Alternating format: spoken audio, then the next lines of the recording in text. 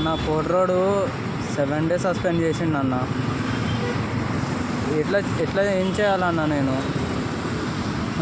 కొత్త బండి తీసుకున్నా, దానికి 15,000 ఈఎంఐ.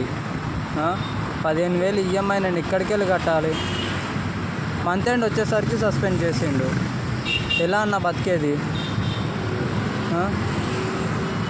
అటు జాబు లేదు, ఇటు ఏమీ లేదు. ఒక వారం 7 days సస్పెండ్ చేసిండు. వారం రోజులు నేను ఏం వర్క్ అని చేసుకోవాలి, ఏ పని అని చేయాలి, ఏ జాబ్ అని చేయాలి, ఏం చేయాలి?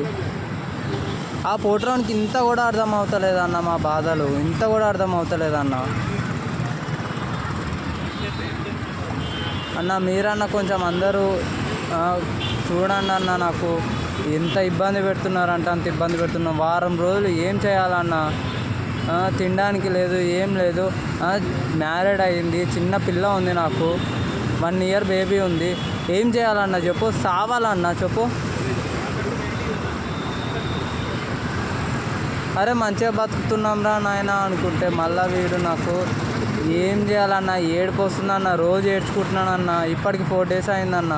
ఏం చేయాలో ఏం అర్థమవుతలేదు.